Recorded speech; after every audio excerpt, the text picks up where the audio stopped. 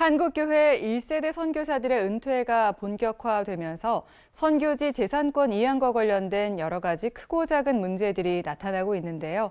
한국세계선교협의회 KWMA와 주요 교단들은 공동 결의서를 발표하고 바람직한 선교지 이양과 은퇴 선교사 지원을 위해서 함께 노력하기로 했습니다.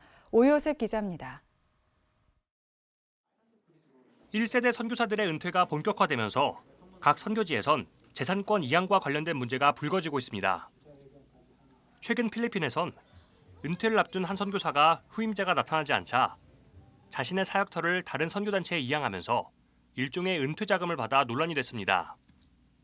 동남아 A국에선 선교사가 구입한 부동산 가격이 10배 이상 오르면서 그 차익의 성격과 사용처를 두고 법적 분쟁이 진행 중입니다.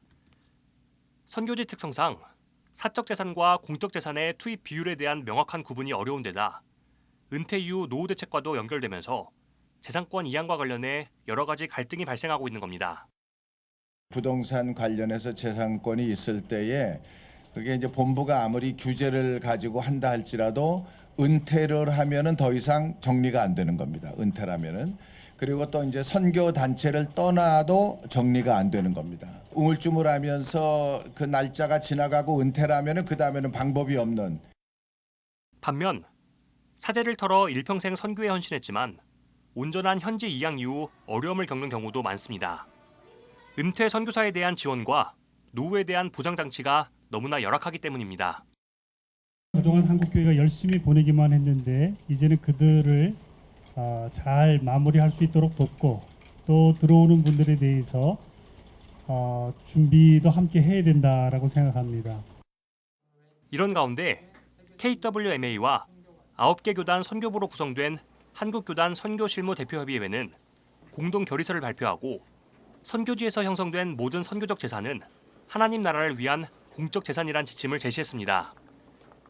이유를 막론하고 선교지의 재산은 오로지 선교적 목적으로만 현지에서 사용돼야 한다는 점을 재차 강조한 겁니다. 이들은 이어 한국교회의 지난 선교가 많은 부분 돈과 프로젝트가 중심이 되는 힘에 의한 선교였음을 회개한다며 선교사들의 은퇴 이후 삶을 지원하기 위한 교단 차원의 노력을 다짐했습니다. 우리는 선교지에서 형성된 모든 선교적 재산들은 하나님 나라를 위한 공적 재산임을 인정하고 앞으로도 그 목적대로 사용할 것을 결의한다. 선교사들의 은퇴 이후의 삶의 문제에 대해서도 지속적인 관심을 가지고 구체적인 대안들을 선교사들과 함께 준비할 것을 결의한다. 한국교단 선교실무대표협의회는 또 재산권 문제뿐만 아니라 재난 상황 등 위기 관리나 선교사 교육과 훈련, 모금 등에 대해서도 공동 대응해 나가기로 했습니다. 특별히 선교사 개인이 후원 모금을 진행하는 방식을 탈피해 교단이 주도적으로 모금을 진행하고 정책에 따라 선교사들을 배치하는 방식을 연구하겠다고 밝혔습니다.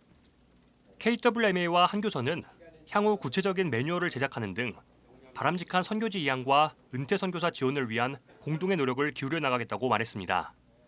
CBS 뉴스 오요셉입니다.